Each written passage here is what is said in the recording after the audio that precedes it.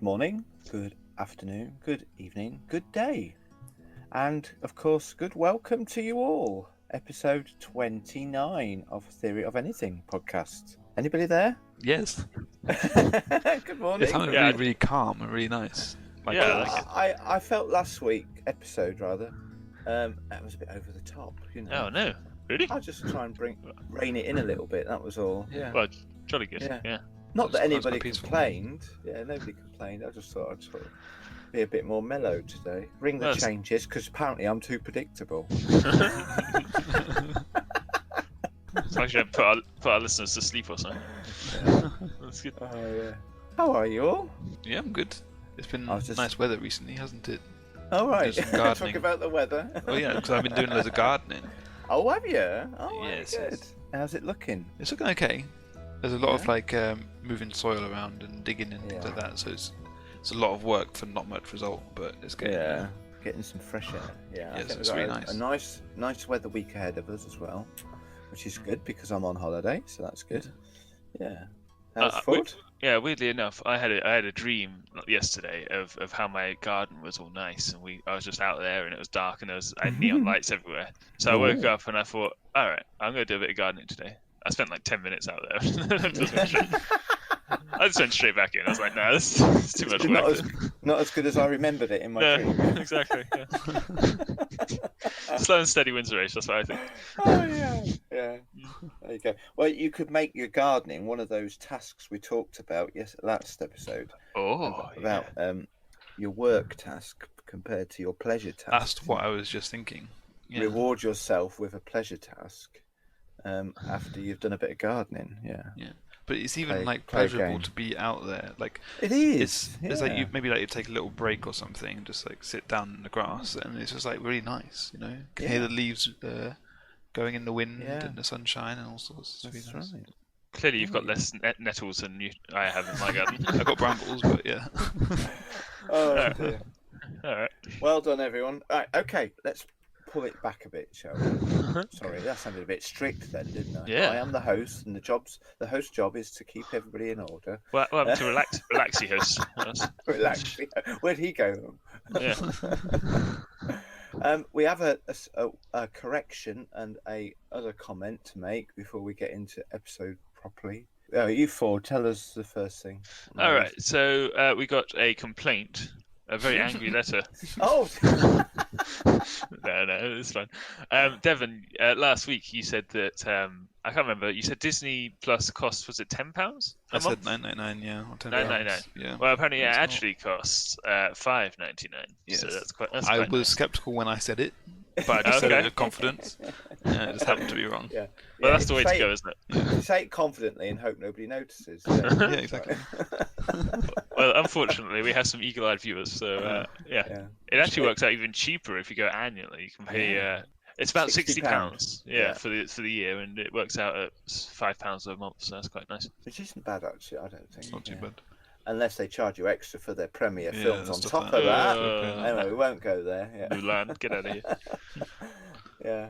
And also, Ford, while you're on the mic, you said you've been watching a bit of Mandalorian. Yes. I know it's been mentioned before. I know I watched through it when I first got Disney Plus a little while ago now. But what's your thoughts? Any thoughts you want to share? Well, yeah, so now that I've actually seen a bit of it, I believe I did say that it was set in between the prequel and the sequel trilogies, when in actuality it's set after the sequel trilogy. The original trilogy, sorry. Right, okay. There you go. So after Empire Strikes Back. Yes, yeah. Yeah, but before, what's the next Force Awakens. Force Awakens. Okay. We assume. I mean, it's set in the landscape of post-Empire, so we don't really know what else is going on yet. Okay. From what I can tell. But anyway, I'm really enjoying it. Yes, thank you. Who is the Mandalorian? He's part of the bounty hunter guild, is it? Well, I don't know. Well, but so it's Mandalorian. not Boba Fett, is he? Boba Fett's another. Mandalorian. They're all Mandalorians. Interestingly, Boba understand. Fett and Jango Fett, they're not actually Mandalorians. Oh. No. Mandalorian is a type of a species essentially, but where their religion revolves around war and bounty hunting. Yeah. I'm just getting my head around the naming conventions of all of this. So, and interestingly enough, even more so, they have a king-type character who's also called the Mandalorian. It's like a Christ-like figure. He's like, when's the Mandalorian going to come and save us, sort of thing. I don't know how far you've got through the series that you're watching now. Not very, to be fair. Okay, there is a scene at some point where you meet, and some of that, what you've just said, is discussed. Yeah. Oh, interesting. Okay, yeah. I was hoping something would, but yeah. Even though I think at the point you're watching, that Mandalorian is, we don't know his name, do we, in this film? No, I guess not. Everyone calls him Mando, which I think is strange because he doesn't introduce himself as Mando to anyone, and yet they all call him that. Maybe that's like a abbreviation just because you're a Mandalorian, we'll call you Mando. Yeah. One more question. The talk about, you mentioned the other two, Jango Fett and Boba Fett. Are they father and son? They're man and clone, so kind of. They have a father-son relationship, but yeah. Boba Fett is Jango Fett's clone. Okay, who do we meet first? Jango. No? I think it's like a split second before or something. Which order you watch the films in? Yeah, exactly. Yeah. Chronologically, Jango. Jango Fett's first, and then Boba Fett is. But I remember seeing a child involved. Yeah, that's Boba Fett. Okay. As a child, yeah. As a child, he grows up to And then in the original trilogy, we see him as a lovable goof who keeps messing up and falling down holes. So, yeah. I can't remember that. That's how he dies. He gets smacked in the back or something and just flies down a hole. Yeah, the big eating hole thing. Oh, yes. Who is that? It's Boba Fett. Boba Fett Jango dies in episode 2. In the desert, yeah. Yeah, that's it. Off the barge, the luxury pleasure barge. Yes. Yeah. During that scene. And Jango Fett dies on what's the word? Geonosis? Geonosis, that's the one. In the arena, Mace Windu kills him. Well, the Jedi fighting, it's a pretty epic scene. Why do we have an affection for these bounty hunters if they're such bad guys? They're not even good bad guys. They're not bad. Yeah, they're not loyal, are they? Although the Mandalorian in the series you're watching now seems to be pretty good at everything he does. Yeah. But they do seem to be loyal. Like, they don't seem like bounty hunters. That's the thing.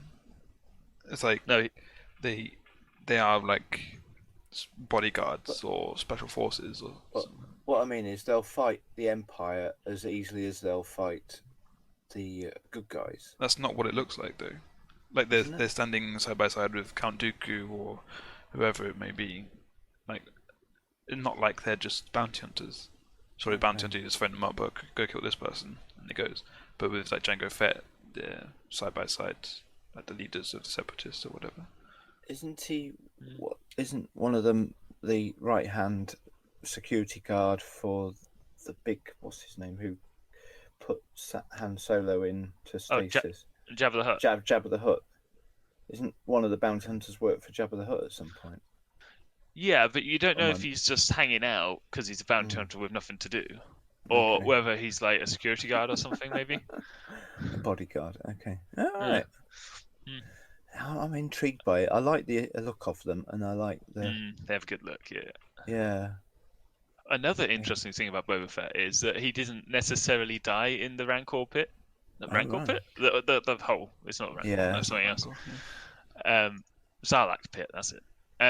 Yeah, he doesn't necessarily die in there because there's a sequel comic that's probably been made redundant now by Disney taking over. But where he gets out and gets revenge on Han Solo.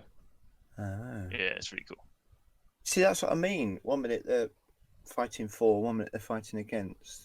Our allegiances. Do you know what I mean? They'll do whatever they want. They got money. Which is where I question their loyalty. Obviously, they'll go where the money is, don't they? But weirdly enough, in Mandalorian, the TV show, the guy seems to be quite moral. You know, which is kind of counter to what his character should be, really, if you ask me. It's all good fun. Well, we didn't mean to talk about it for that long, but it's an interesting subject. It's one of those subcultures of Star Wars that I think is quite interesting. Yeah, and I'm glad they've made this series, and I think they're in the process of making season 2, aren't they, of Mandalorian? Or it's not long before it releases, anyway. Yeah, I believe you're right. Yeah. Hope it comes out before my 6 months free subscription ends to Disney. Otherwise, I might have to shell out £60. Yeah. Oh dear. Okay. Right. anything else before we get started? I think that's it. Okay, on with the show. Paps segment subject. Right, guys. What I thought we might do, largely because I hadn't finished preparing some other thoughts of mine. let's have another pop back chat session, shall we? I think we've done this once before. Looking back on my notes, it's episode 14 since we last reviewed some subjects that we've already covered, and just see if there's anything, because we often run out of time. And I often have said in the past, we need to come back to this in the next pop back chat, because there's so much more that wanted to be said. I've got 3 different episodes I wanted to look back at and comment on, and hopefully you guys have got something. First thing, predictably, I wanted to continue a little bit of conversation about the film Contact from episode 26. We talked about it for 31 minutes, believe it or not, on that episode. I have all the stats. That wasn't enough for you. No, and I ran out of time. So there's not much more I wanted to say, but there's a few things. Correct me if I'm wrong. I'll get this one out of the way. I did mean to go back and listen. The first thing I don't think I mentioned was there was a scene in that film. Remember, 1997 film starring Jodie Foster. Go back to listen to episode 26 to hear our discussion, where Ellie, the main star, played by Jodie Foster, says, wouldn't it be great if eventually we were all able to do that in our own homes? And she's discussing a video telephone call that she's having at the time. And I thought maybe we did discuss that, but it still strikes me as odd that we do that so readily and easily now, not just in our own homes, but while we're walking down the street. Maybe we have already said that, and I just thought it's worth remembering. You know, I don't remember that scene, but I really hate that sort of thing. Video calls. You do, don't you? You're not enjoying this the new culture of Zoom and Skype and none of that for me. Thank you. FaceTimes and stuff. Yeah. I don't like face to face either, so maybe it's just I'm antisocial. Who knows? You come across so social on this call. Yeah. So that was the first thing I wanted to say. What a great glimpse forward of what was to come. There was something that was said. I think it was shared by Joss, the spiritual. I think that was his name, wasn't it? Palmer Joss. When they were discussing faith and proof, and he challenges Ellie to prove you loved your dad, he says. And that's a powerful statement, isn't it? Talking about faith, believing in things you can't, a cliche probably, but the fact that, you can't prove love, can you? I suppose one way of proving love is to die for somebody, isn't it? Well, your actions, but then you can say, well, Christians do, or anyone of faith do things with their actions, don't they? Yeah. It's just how do you justify your motives? That's kind of the tricky one on that one. Yeah. So you can't prove your motive or prove how you're feeling and why you made that choice. No. Like anyone can do an action, but you might not have been in that headspace or actually loving somebody. So maybe your actions don't even prove your love for. Yeah. Yeah. Proof is a hard thing, isn't it? It is. Yeah. Yeah, which is a scientific evidence, isn't it? Proof, there's no scientific evidence for love, is there? But we all have, hopefully, everybody knows how love feels, different types of love. Whether you're, family love or partner, spousal love, all these different love for God, didn't mean for this to go spiritual, but there's lots of different ways of it being, I forget now how many different terms there are for the word love in the Bible. 5. But anyway, 5, thank you, well done. Yeah, different types of love. Yeah. Or 4, I can't remember. I didn't think it was 5. Oh. Come on, you're our Bible college. Yeah. So that was one thing, the proof of your love for another person. And then that was the central idea of the conversation that Palmer and Ellie have in the film. Another thing is that a faith or a sense of adventure, she has to trust in something that she cannot see. Maybe we already did discuss that. but that shows an evidence of faith, doesn't it? Putting trust in something she can't see, that this machine is going to work, this whatever contraption that they've built, on trusting that it is going to do what it's going to do. But she's willing to do that. And yet she's unwilling to put her trust in God, who she cannot see. Yeah. And also she's willing to give her life and to die for it. I can see the appeal of trusting solely in science, but that only really works if you don't think about it too hard, because it leaves a lot wanting, if you ask me. And then one more quote, which I didn't share on our last conversation around the film Contact, was oh no, there's two more things I want to say. The first one I was going to say is this quote that Dad often uses. Her dad uses small moves, about, when right at the very beginning of the film, when she's making contact over the radio, ham radio, and then throughout the film, and right at the end of the film when Dad appears again in the and she wants to know what's next. And he's sort of saying small moves, and I think that whole idea of small moves is a progressive thing. Look, start where you are and make small moves towards where you want to get. I think that's a lovely idea. There's so many depths and layers to this film that I can't find. I want to watch it again now already. Yeah. And finally, is that she is very regularly seen throughout the film, and I think our contributor, Let the Wookiee Win, hi there, out there, wherever you are, Let the Wookiee Win, do email us in again if you want to contribute again. He mentioned about how many times we see Jodie Foster sort of knees up with her arms around her knees in the desert and in different places. It's a posture that she adopts quite regularly throughout the film, this physical thing that she does when she's in a thoughtful place. It's just an interesting thing that we see again and again and again throughout the film, often at the moments that she's contemplating some of the stuff that's happening. Yeah, I mean, I may be reading into this and maybe pulling things out of it that shouldn't be pulled, but it's kind of like she goes there to do her sort of praying, as it were, like like a retreat into what she considers most holy, or something like that. Yeah, and it's also quite a fetal position that she adopts. She looks down. No, sorry, she has her head tilted sideways, looking up, but with her arms wrapped around her knees, and you see that again and again. I think there's about 4 occasions where we see her in that physical position, but it's her way of engaging with something bigger than she is, I think. Yeah, that's a good way of saying it. That's kind of what I meant. Which isn't, to her, she's not praying, but it's an equivalence of it, I think. Yeah. So that's all I want to say about Contact. I'm sure there might be other things. So it's your turn now, Ford. I had something to say about my film theory from segment from last episode. All right. Only briefly. There was one that didn't quite make the cut. There's an interesting theory about the film Frozen. Yes. How the 2 girls lose their parents when they're young. Yes. Because they go on a sea voyage. Yes. I think so. Yeah. So there's an interesting link between those girls and Tarzan, in the fact that Tarzan's parents got stuck on an island because of a sea voyage wreckage. Do you think Tarzan is the girls in Frozen's brother? Yes, that's the idea. Yeah. But I thought Tarzan's parents crashed in an aeroplane. Hey, not an aeroplane. What? They don't have aeroplanes in Tarzan's day. They're vines.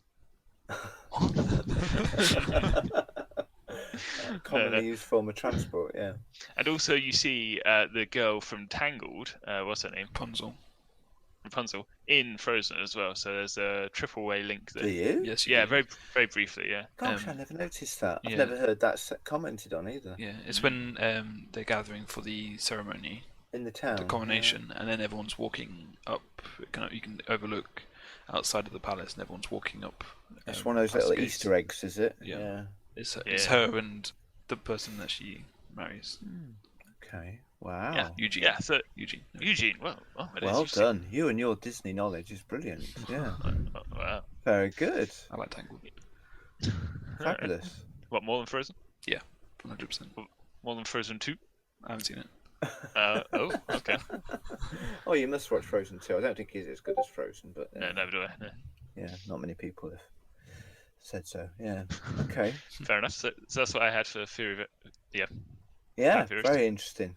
Tarzan and what's her name? Elsa, isn't it?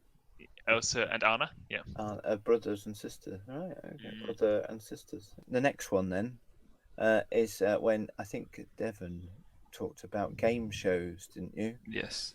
Yeah, in episode 23, so not too far back.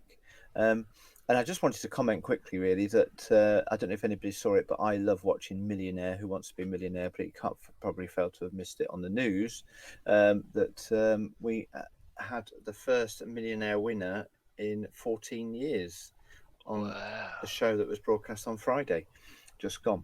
14 years. 14 years, first time anybody's won the whole million. We had several 500,000 winners, but nobody's got to answer. And we've had several people be asked the £1,000,000 question, but there was, yeah. But what was interesting was, I've forgotten the name of the guy who won it. He was a teacher. Bob. No. Yeah, his brother was previously on the show, and he actually won 500,000. So he at the very beginning of the episode of his game, he said, "I'd like to be able to beat my." He said, "I always said if I got on the show, I'd want to beat my brother." But then when his brother won 500,000, he thought, "Well, that's blown that. Then I'm not going to be much chance of that." But what was exciting about the episode, if you can catch it, do watch it, is how all the questions he managed to do it with only using one lifeline.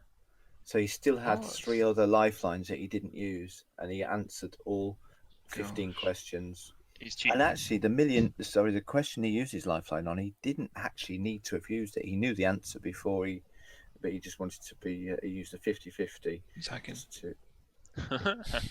You can't know all the things. He did, Like they asked us random, obscure questions. I know, but he's such a clever guy. And he said to me, at the end, he said, "I can't believe those questions are just about things that I knew. What were the chances of that, you know?" Yeah. Wow. Like the last one he did, it was about the pirate Blackbeard was the right answer. When and where did Blackbeard die? And there was four, 17 something. Off the shore of somewhere, but which of these pirates died in 1718 off the shore of blah blah, and there was 4 famous pirates, and he knew it was Blackbeard because 8 years ago he taught students all about pirates and famous pirate stories. So that was the £1,000,000 question. It was quite an obscure question, but he still knew the answer to it. I just love that show, and I think Jeremy. Is it still Jeremy Clarkson? Yeah. Yeah, Jeremy Clarkson's a great host. Oh, I didn't know it was. Oh, I did tell you in the episode 23, but he, it's one of my favourite shows, and he got so excited about it. He's genuinely delighted for the guy. He had tears in his eyes, I think. Yeah. So that's that. Game shows. I can't imagine Jeremy Clarkson expressing any emotion apart from He can be a bit cheeky sometimes. Yeah. No, he's funny. He's got a good sense of humour. I like him because I'm already dividing it. Yeah. You just take whatever he says as like a joke. Exactly. If you don't, then he sounds like a nasty man. You He is can a be nasty man. offended. No. All right, fair enough. Yeah, he had one a 19-year-old got to the hot seat, and he said, and the show ended, and he had to come back on the next show, and he says, so we had, I don't know, his name might have been, I don't know. Bob, yeah, who's a fetus. Called him a fetus because he was only 19 years old. I thought it was a bit mean, but you take it. You take him as he is, don't you? Yeah, I've been watching Grand Tour recently as well. Yeah, I quite like him, but my wife doesn't. No, it divides people, and I've probably already. People hate me now because I like Jeremy Clarkson. That's just the way things are these days, isn't it? Well, comment below. Okay, go on, Ford. Oh yes, I've got one more. I wanted to talk about my segment on the Dark Ages. I only have a brief thing. Oh, yeah. So apparently it was the high point of British art in the Dark Ages, which is quite interesting. Because I spent that segment talking about how the Dark Ages, a lot of people think it's the worst time in history or something like that. But in actuality, that's not really the case. Because other civilizations flourished outside of the Roman Empire, because that's when the Roman Empire fell, and that's why they call it the Dark Ages. But other civilizations were doing all right. I just wanted to say, here in our home country, we had a high point of art during the Dark Ages. That's interesting. Yeah, good point. So I don't know if you like art or not, but there you go. Added to what was talked about before. What episode was that in? Episode 14, when you talked about that. It was a good discussion. Do you want to say it for real? Okay. Good. Is that everything on that? Yeah. I've got one more then. I just want to mention, and right way back in episode 4, I introduced the subject of word power.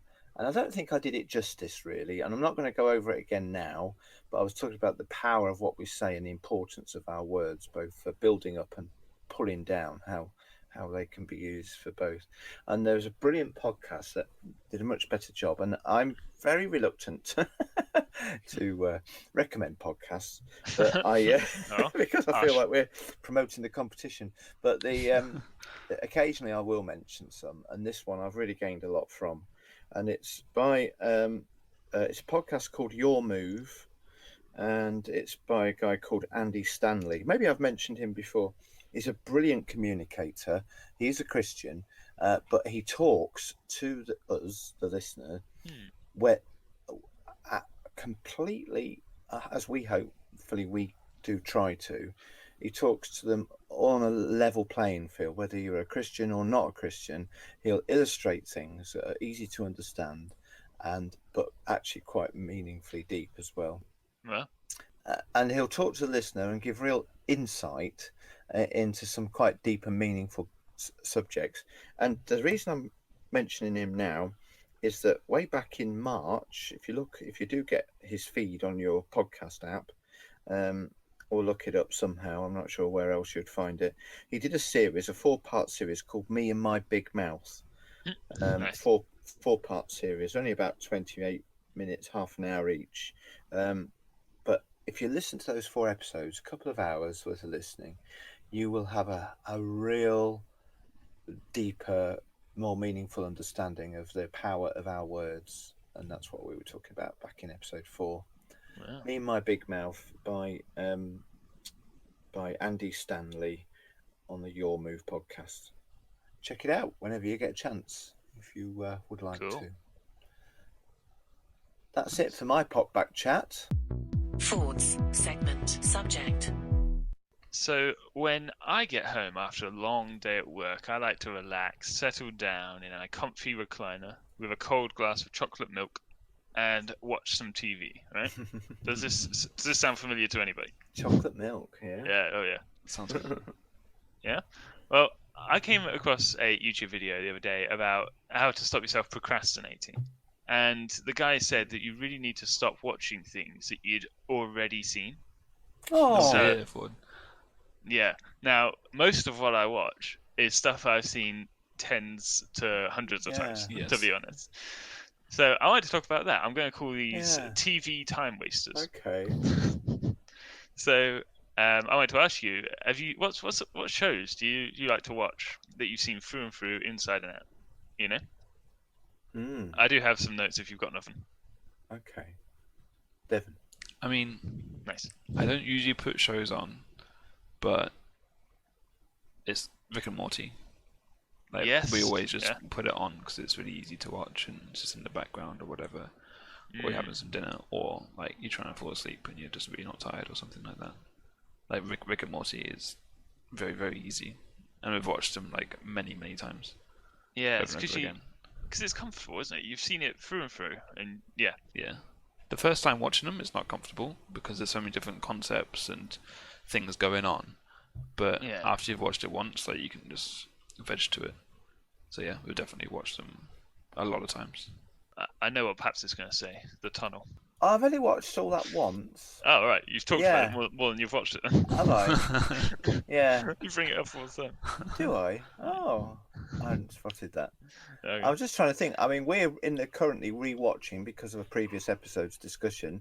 We're rewatching Heroes, and that's Yes. the first time I've probably rewatched a long-running TV series. But it's been such a long gap since seeing it that it feels like it's the first time. I'm thinking, oh yeah, I forgot about that character. Oh yeah, I didn't realise that. So I think there's value to watching things. I think especially watching films a second time round, you gain, as I've recently been talking about with Tenet. There are certain films that you improve on the second watching. You gain another level of understanding.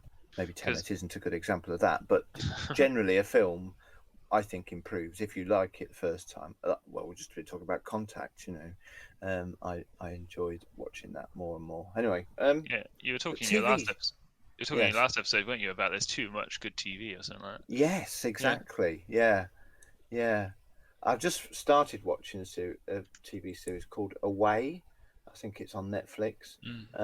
About a woman who's going on a mission to Mars, and it's the build up to that. And I've only watched 3 episodes of it, but I've really enjoyed that. But that's not a TV time waster, so distraction alert. Doesn't need to be talked about now. What things? I'll tell you where I waste a lot of my screen time is on YouTube. Oh yeah, okay, YouTube. Yeah, I just get sucked into. I have some real good, and it's not negative stuff. I watch. My favourite YouTuber at the moment is a guy called Nick. I've forgotten his surname. His YouTube channel is called Aquaholic, and he goes around and reviews and does tours of boats. Yeah. When if you go into a harbour and you see all these beautiful boats, he'll do a walk around tour of these insides of these boats, and they are absolutely beautiful. Some of them, £1 million plus. Some of them, many multiples of millions of pounds for these boats. But I just love the glimpse into a world where I'm probably not likely to see. Who knows? But anyway, so I get dragged into wasting a lot of time. But having said that, I enjoy it, so it's giving me pleasure. It relaxes me. But TV series, time wasters, I'm distracted again. Yeah, so I've got a bit of a list here. Go on then. Yeah. I got Stargate. Yeah. I've watched Stargate so many times. Repeated viewings. Yeah. Yeah. But it's great. So You've been watching those for years. Yeah. Across years and years. But I could probably say that about Star Trek. I'll rewatch Star Trek episodes. If I get the chance. Yeah. Yeah. I got a Big Bang Theory. Oh no, not interested. Yeah, me and Beth just put it on easy watching, I think. What about Red Dwarf? You like a bit of Red Dwarf, surely? Me? Anyone? Well, I think we all do, don't we? But I don't think I've consumed as much of it as you two have, probably. I've consumed as much because Ford put it on as much. Yes. I watched it all with Rebecca, and I bought the seasons that aren't for free on Amazon. Okay. So we've got them all on Amazon Prime. Wow. So yeah, we watched it all through once, but we haven't watched it again. There's been a lot of seasons of Red Dwarf, hasn't there? There's like 11 or something like that. Yeah, I was going to say, yeah. So with Red Dwarf, it's a bit like secondhand smoking, don't we? Yeah, exactly. Most of it's... I watch it because someone else has to watch it. Because you're in close proximity. Yeah. Nice. Interesting. Yeah. And there's films as well, isn't there? Like I've seen, like you were saying, I've seen Star Wars, those Star Wars films over and over. Yeah. And Lord of the Rings, I was just watching a YouTube video called Lord of the Rings, but it's all memes. So it's literally just the clips that have been made a meme from Lord of the Rings. And you just don't recognise how many of these things you just quote randomly because we've watched it so many times and it's just in your head. Oh, I love to quote, those sorts of things. Yeah, it's great. Well, now I'm going to flip it all on its head, this segment, and I'm going to make you feel bad about yourself. Lovely. You looking forward to this? Yes. I found a little old statistic here that says the average Briton spends 10 years of their life watching TV. Oh my word! According to a new poll. Wow. 10 years. That 24 hours a day. If you added it up, it would be. I assume so. Yeah. I don't think I spend that amount of time. I just don't have time to watch that much time. I bet we watch a couple of hours each evening, maybe. But that can add up. Yeah, but I don't think it would add up to 10 years. When you consider that there'll be other people who will be just sitting in front of television all day and all evening, that's their life. I'm sure there's a lot of people in that situation. But that's the thing with averages, isn't it? There could be a lot of people who spend, or a few people who spend like all day watching TV, and they're the outliers. But averages out. Yeah. I think I've been watching more during the pandemic because I don't have as many evening commitments, obviously with church-related activities. I could be out 4 nights a week easily on an ordinary week, with other stuff, with men's group activities and other church activities. Many a week I think, I've got an evening in. That's a rarity, Yeah. So. And in those sort of times, my viewing is much, much lower. Yeah, but maybe nowadays it's a bit different. Yeah, I mean, I'm trying harder and harder to spend less time, waste less time. Hence why I was watching a YouTube video on less procrastination. But I just struggle to prioritize the limited amount of time I do get. If I've got an evening or a couple of hours available to me. I don't know what to go to. I've so many things on my DVD shelf that I haven't seen yet that I'm desperate to watch. Oh yeah. And I've got so many things on streaming services that I'm desperate to watch. So many things I've recorded on my Skybox that I'm desperate to watch. Wow. I'm having a week off next week. Maybe I should just stay at home and watch DVDs. Get caught up. Yeah, but that goes back to what you were saying in the last episode about I probably feel really rubbish by the end of that if I did do. That's the thing, isn't it? You got to balance those things. Yeah. Time wasting. That's why I'm doing more gardening and more just things. I'm getting less joy out of just like grinding Counter-Strike. I'm just enjoying doing nice things. Yeah. Maybe because of things are changing in my life, so probably nesting in some way, but nesting. Yeah. I bet you could rewind and think there'd never be a day when I would be walking away from the keyboard and mouse. To go and do some gardening and be preferring to do that than play Counter-Strike. Yeah. I was talking to Tim about this yesterday. I'm just like, I don't know, something's just clicked in me. It's just like I just don't want to play Counter-Strike. That's weird, isn't it? It's an interesting thing. I heard a nutritionist say the other day, every 7 years you change your taste buds. Your priorities, is it? No, well, I was talking about taste buds. Your actual taste buds buds on your tongue. Yeah, so I'm wondering if it's a similar thing when it comes to life and people, Yeah. I think obviously there's new stages, and when you naturally go through a new stage, like without even being conscious of it, you just change what your priorities are. I guess. I mean, I've just gone through a whole list of things that I know I want to do, and I haven't even touched on games. I haven't played Minecraft for how many weeks, and I haven't been on Elite for how many months, and when I was big on Elite, I was playing it, every spare moment.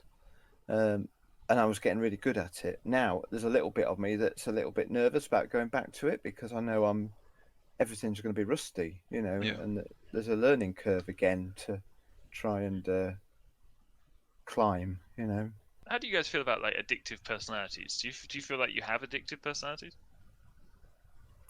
Like you just want to keep on doing whatever it is you're doing right now, or something like that? Yeah. There are some aspects of what I spend my leisure time. I mean, I've got several iPad games that keep pulling you back in every day. And I will deliberately have a day off every now and again. It's like, no, I'm not going to go and collect all my earnings on my railway station game or my emergency HQ game because I want to prove to myself that I can say no to it, But as it only consumes 10, 15 minutes a day, I'm thinking it's not that harmful. If it was dragged me into a point where I was playing those games non-stop, then I think there's something to be worried about then, Or if it was taking me away from other things, I think I like change too much. Like if I've been in a job for a certain amount of time, I'd start to want to change, or I want to move house, or I don't know. I feel like I always want to do something different. Okay. Yeah. He's the kind of guy who likes to roam around. Exactly. Yeah. As the lyric goes. Which isn't always a good thing, because obviously you get Paul Young. Yeah. Because you get bored at a job, and you have to have some kind of improvement at that job, or else you're just going to get bored with it. Well, wherever he lays his hat, that's his home. That doesn't bode well for his wife, does it? He lives under a hat. That's amazing. Yeah. Anyway, I think that's my segment. Yeah. Well done. Thank you for your contributions and a bit of rambling. That's great. Yeah, we did go off topic a bit, didn't we? Yeah, That's fine. Oh, well done. Devon's segment. Subject. Okay, so today I was just thinking about people's perception of God as a judge, and why I've heard a lot of people say, "Oh, if that's how God is, then I don't want to worship Him," or something like that, because they don't completely understand the concept of sin and how that is in the universe. So I just wanted to kind of talk a little bit about sin today. The word sin. Okay. Yeah. Light and breezy topic. I like it. Yeah. Exactly. Obviously, it's like a chill conversation, but I just wanted to just go over it a little bit and see what you guys, what comes to mind when you guys hear the word sin. Yeah, it's a word that will immediately, maybe for some of our listeners, be a difficult word to hear, because it almost feels like it's a finger-pointing word, isn't it? Yeah. A word that will make people feel accused, I suppose. But I think it's important to point out that all of us, in the whole of mankind and womankind, humankind, humankind, Well done. have an inbuilt predetermination to do things that displease God. Yeah, and that to me is that, and so even those, and there's a phrase that people say, we're all sinners saved by grace. Now, I don't necessarily agree with that, because sin is something we do as Christians, because we still do sin. Christians still sin, not perfect.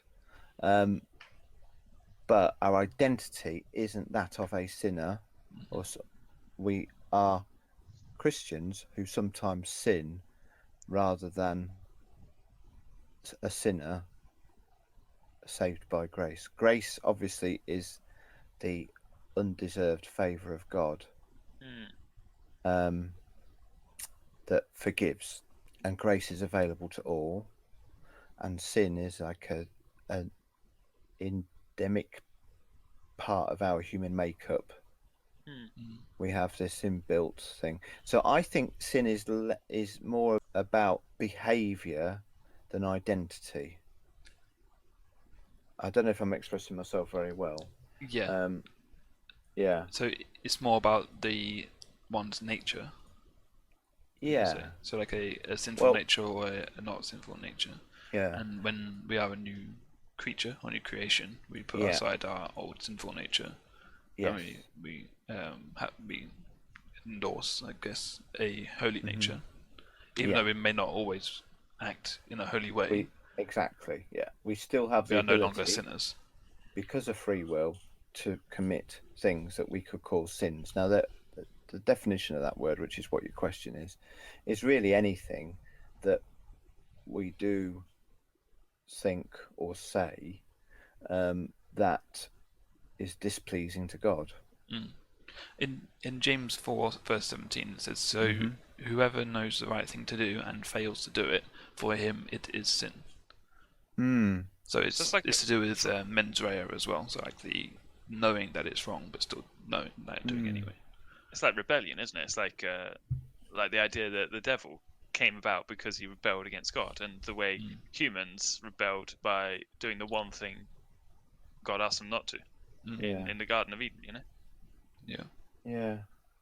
I think it's interesting because it sounds like what a lot of what you're saying. It sounds like the first step of becoming a Christian, and like the foundation of being a Christian, is based on the recognition that we're not good enough. Yep. Yeah. You know, yeah. you can't be a Christian in the real sense of the word if you think you're okay. You can't accept a savior if you don't know that you need to be saved. Yeah. So Well, everyone kind of needs. I think everyone kind of knows that they're not good enough. You know. Yeah. I think everyone knows that they're not perfect. Yeah. Yeah. But a lot of people think, oh, I've been a good person. I've given to charity. So if there is a God, I'm getting to heaven. Okay. That's because we're comparing ourselves to the worst people that we know of. You know, I'm, you know, it's people like Hitler and you know, all the worst dictators in the world. You know, people who are responsible for genocide, and they're the ones who need a savior. Because I'm okay on average compared to them. I'm fine. You know, okay, I get angry when I'm behind the steering wheel and somebody cuts me up, or you know, and I'm not very generous with my money. But that's not compared to anything else. That's nothing. You know. So that's how we justify that approach to thinking we don't need a savior. We don't need God. Yeah. Yeah. Obviously, it's a matter of standards. So like. I think I may have spoken about it before, but in the Old Testament, obviously, we had a standard of you do these commandments or whatever it was. You don't really have to worry too much about what it is that goes inside your head. Obviously, there's a few things going on, but if you make the sacrifice, then you're clean. Yeah. Whereas now, the standard is Jesus. Yeah, because Jesus in the Sermon on the Mount, wasn't it? He raised the bar. He essentially said, the law is don't murder, but if you look on someone with hate, you've murdered. You know, it's like more than just action. It's extremely hard to follow, isn't it? It's insane. Yeah. And it's extremely straightforward. The point is, it's not supposed to be. We need to know that we can't do it ourselves. That's the whole point, isn't it? Yeah. Because when we are not willing to accept the biblical view, and what we're really saying is that we are our own gods. You know, we define our own morality, that sort of thing. Yes, exactly. I'm going to remain in control and in charge of my life, rather than the submission of saying, "Okay, Lord, you are now the captain of my ship. You know, I will follow and you will lead." Which is what God wants from us. He wants the belief rather than the unbelief that he has the best will for us, the best intention for us. Yeah. That doesn't exclude you from problems, and it doesn't exclude you from temptations and all the other stuff that we live in a world which is where all that stuff is going on. You know, there is still a tendency to go back to our old nature, but it doesn't change the core of who you are as a Christian. Yeah. So I'm speaking now on two levels. I want the listeners who are not yet believers, or do not believe, or don't want to believe, to hear our heart, and I also want the Christians to feel encouraged as well, because there's an important message, I think, for both. But it's said that we are. There's three parts to ourselves. So we've got a spirit, which is in the purest way, pure foundation, us. We've got the soul, which is our emotions and our mind. Yeah. And we've got the flesh, which is obviously our carnal nature. Yeah. So obviously, when you get baptized, you're putting to death the flesh, and that awakens your spirit. Yeah. Obviously, the flesh can still pipe up and make you, give you cravings or whatever it is. Yeah, our old ways of things of being, saying, and doing. Yeah. Yeah, but the spirit is and always has been pure. It's just the awakening of that, and that being your nature. And I think when we become Christians, we allow our spirit to be in charge. And mostly that's where we're aiming and what we're doing. We're on that adventure of becoming more and more like Jesus, is what a Christian walk is all about. And in our nature is, it's a journey. I know it's a cliche as well, but it's a journey of becoming more and more like Jesus. of his ways and being and doing. The main thing that kind of made me think about this whole thing was, I think I kind of touched on it. Have you ever heard someone say, if I'm going to get sent to hell because I've done, I don't know, a white lie, then that's God I don't want to worship, or something like that, because they don't understand sin. And obviously the really famous one that kind of puts it into perspective is Romans 6 verse 23. That's for the wages of sin is death. And it's like they don't understand that because of any sin, it's imperfection, and imperfection cannot go somewhere that there is complete perfection. Yeah. And complete perfection has sacrificed itself. Yeah. So that you can go to heaven. Exactly. Yeah. Exactly. The price or the consequences of all of those sins, whether they be big or large, and to God a sin is a sin. They're not scalable by God's perspective. Has been paid for. Yeah. Jesus has paid that price. Yeah. So that we have a trust and a faith and a belief that all of it is covered by the blood of Jesus. Yeah. So the rest of that verse is, but the free gift of God is eternal life in Christ Jesus our Lord. So it's not a matter of I've done this, so therefore this must happen to me. It's a matter of everything is forgiven if I just accept the gift, the free gift. That's already been paid for and already been done, because all wages have been paid for if you can just accept that free gift from God. Yeah. Yeah. I do wonder also if people kind of want to remain in darkness, if you know what I'm saying.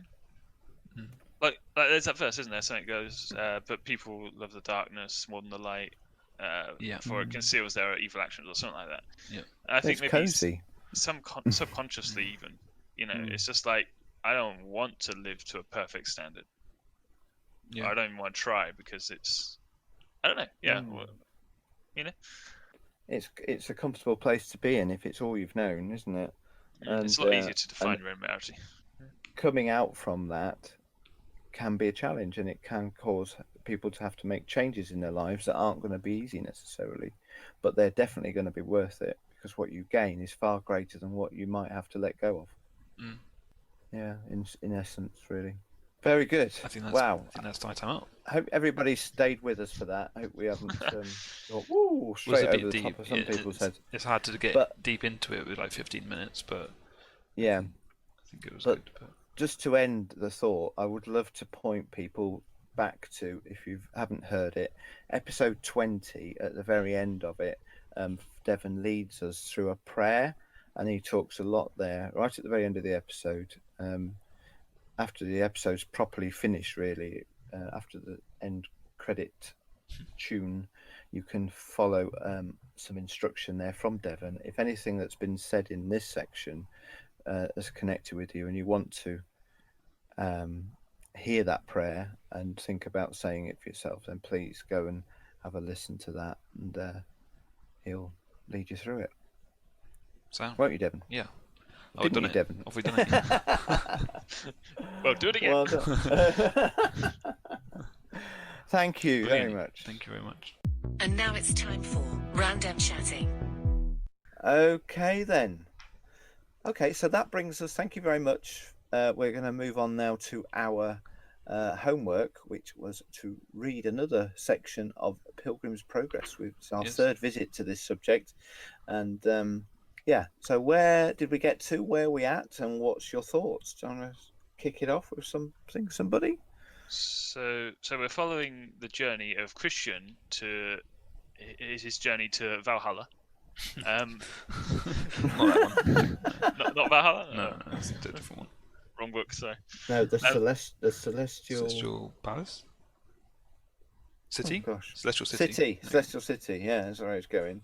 Don't lose track of where we are and where we're going. Yeah. No, quite. So his journey's come across the cross finally. So he comes along and he's found a cross and a tomb underneath it or something such, and his burden falls off, doesn't it? And it drops into the tomb, and never seen again. Yeah, never seen again. Sad times. I thought it was anticlimactic. I don't know about you guys. I don't know. He seemed quite happy. Yeah, I guess. I mean, it just don't sort of know what- happened, and then it's like, okay. Yeah. Well, but then the angels popped up, and it was all good things. Oh yes, 3 angels appear, and they say, "What are you doing littering around here?" That sort of thing. Yeah. Pick that up. How do you? Like that. No, I don't know. What do you guys think about that? I didn't personally find it anticlimactic, but Okay. because of I think that without the angels and without the description of how excited he was about it, then yeah, because it kind of got there and it just happened. Yeah. Like there was no like, oh, I feel it getting lighter as I'm going closer or something like that. I guess wouldn't be true to what analogy is talking about, but No. But yeah, I thought it was good. I don't know. The angels give Christian a certificate, didn't they? A scroll that allows him to enter the celestial city, so he probably can't enter without. So that's kind of like your faith, isn't it? You can't get into heaven without. Yeah, passport. Yeah, without believing. Yeah. Yeah, That's pretty good. he basically reads this as he's going, and gives himself encouragement by reading the scroll. But he falls asleep during the day, and he loses the scroll, and he beat himself up a lot about the sleep. Yeah. He really didn't like himself for the sleeping. As far as I could tell, he was beating himself up because he was sleeping during the day. He came across a really nice aroma or something, and he just sort of sat in it, you know. So while there was work to be done, he was found sleeping, you know. Yeah. I think that was the point. Rather than you can never rest, I think it was more you got to be careful when you rest, or something like that. I found that quite funny because he does that just after meeting 3 guys. So he's proceeding along the straight and narrow, as it were, and he notices 3 chaps: simple, sloth, and presumption. Yeah. And they're off to the side. They're not on the straight and narrow. And he tries to get them going, but they're having none of it, aren't they? Are they the ones who jump over the wall? No, that's 2 guys later on. Yeah. Yeah. Yeah, so he encounters these guys just sitting around, and then he proceeds to then go and sit around, which I found quite funny. Yeah. I'm being very quiet because I'm trying to connect with where you two are. You shouldn't read so far ahead then, should you? Story, but I'm looking now at the Wikipedia page for this book, going to the list of characters, and there's no mention of. So I don't even know if I am ahead of you. Oh, so you're not recognising anything we're saying? No. Oh dear. I'm confused. I am confused. This isn't good for the discussion, I know. Have you met Talkative yet? The character called Talkative. No. Have we not? I don't know. Are you reading a different book? Well, this is what I'm beginning to wonder. Have you been through the Valley of the Shadow of Death? No. This doesn't make sense because that all happens in chapter 5 and 6. 5 and 6 from 3. Yeah, I know, but this is where the chapter structure isn't correct. I don't think. This is what I don't understand. So have you been to where he's at the top of the hill and loses his burden at the cross? I don't recognise that. The Hill of Difficulty, it's called. You know he has his burden at the start. Let me go through the location. It's weighing him down a lot. So right now for you, does he have his burden still? Yeah, the Hill of Difficulty, I can see that. Oh, that's I need to go back. I must have missed something. But those characters you just mentioned don't appear in the Wikipedia page, even right the way at the beginning of it. Huh. Well, who are they called? Simple, Sloth, and Presumption. No, they're not on here. Well, we don't sit with them for very long. It's just like a hit and run sort of thing. So maybe it's not. They're not major characters. What other characters do you hear about? There's okay, so when we get to the top of the hill, after he's gone flipperoonie, I can't climb this hill, but he does. And then he gets to a house, doesn't he? He gets to an inn, and there's 4 daughters. Oh yeah, I remember that. Piety, I forget, charity, discretion, prudence. Yeah, discretion. That's it. Yeah. Or something. Yeah. Okay. The House of Beautiful Maidens. Yeah, that's right. So he comes to this hotel and he's like, "Hey, I want to stay here, please." And they're they quiz him. It's ringing bells now, and I think the other thing is ringing bells that you've already been talking about. But some of the character names were throwing me a bit because they're not on the list. Oh, okay. You got on the list, have you? I have, yeah. check you out. I might go back and start again, actually. Oh, gosh. Oh dear. Oh, dear me. I mean, I don't think Dad's got much to say about this one right now. No, I haven't. There's some fabulous teaching in amongst it all. You know, especially when you get a bit further on from where you two are. There's some really interesting concepts, and it's all as we've said before in other visits to this. It's all bringing to light fundamentals about the Christian faith, isn't it? And some of the naming conventions of the characters really do. I mean, I'll mention him now, but Talkative was an interesting character because he was saying all the right things. You haven't got to it yet, I know you can't say it, but he's a chap who seems to have everything settled and everything sounds like a good Christian, but fundamentally and underneath, because Christian is travelling. Is he travelling alone still? Where you're reading? Yeah. For the most part. Well, he meets up with. Oh gosh. Come on. Oh, he finds. Yeah, okay. So at the end of this chapter, he's just setting out back on the road again. Yeah, meets up with Faithful. Yeah. Yeah. His travelling companion for quite a while, and Faithful's taken in by Talkative, and they. I know I'm ahead of you, and you probably don't want me to. Spoilers, bro. I know, but I think we are going to have to speed up the pace of the discussion because there's a lot more to go through. And in fact, may I suggest we will come back to it again to conclude probably the story in our next visit to reading homework. Probably. Yeah. Mm-hmm. Anything you want to pick out about it, though? I just talked a bit about that guy called Talkative who, you know, it's not about what we say, it's about how we live, and our true faith is much more deeper than what we talk or how we say things.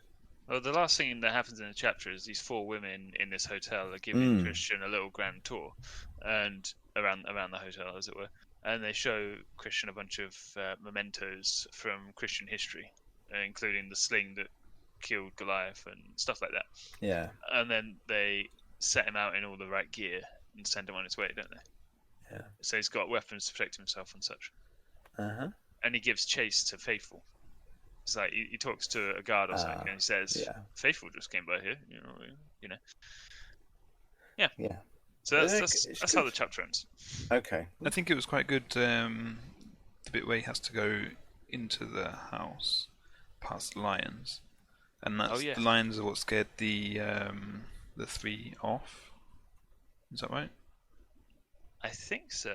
Yeah. But the lions are literally harmless because they're chained back. If you walk a certain way, just follow the directions. Yeah. So they obviously pose a lot bigger a threat in your mind than they do physically. And they're there intentionally. They're there intentionally. It's like it's a test of sorts. Yeah, like the path is put there properly, and the chains are that long on purpose, so that they can almost reach you, and it looks like they can reach you, but they can't. So it's a test of faith again, isn't it? And it's just it's exactly what scared away like 3 people just before he got there, but he was obviously more determined. I think they're the ones who wake him up, aren't they? They're like, steady on, mate. There's lions back there. Run for your life. Yeah, I think so. Yeah, it's good stuff.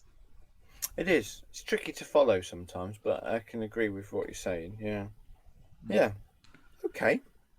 Shall we draw that to a close? Yes, why not? And try, if you can, before another 4 episodes' time, to conclude on that. Read the whole book. Yeah. You know, you're listening to it, and it's a lot quicker and easier to listen to. I know it is. That's why you're like 6 chapters ahead. Yeah, we're going to be reading it for years if we don't. All right, then. All right, Sam. It's homework time and goodbye. We'll conclude this episode, shall we, with just a few comments. We're going to set our homework for the next episode, which is to watch a film. A film, yeah. And we've had a recommendation to watch one that's unknown to me, a film from 2011 called Café. Are either of you familiar with it? No. Okay, so it'll be a surprise to us all. Café from 2011. Okay, so you can watch that film on Prime. The subtitle is "What if the world you lived in weren't real?" Weren't real? I know, it sounds a funny way of saying it, doesn't it? Yeah. It was recommended to us by Mother, Mum, Judy. Not all of your mums. No. I'm going to read out the little subtext. Café follows the lives of a group of strangers in a trendy coffee shop in Philadelphia. In this one corner of this busy city, strangers' lives are inextricably intertwined and their stories are told. Not only are the lives of the customers entangled, but the workers also see their worlds collide when coffee and cafe life changes their lives forever. That doesn't read sensibly, but so we'll see, won't we, what that's all about. Yeah, so this sounds like a bit of a departure from our norm, but great. I thought it was going to be a rom-com, but it looks like there's more to it than just a family rom-com, so I'm quite intrigued by it now I've read out that little subtext. So all right, so I think that's everything. Just to say, you can still remember to look for us on all major podcast platforms and on YouTube, on Facebook. Don't forget the Facebook page. We can connect and communicate via that. And also on Twitter at Theory of Anything, TING at the end. And of course, the old-fashioned way of email.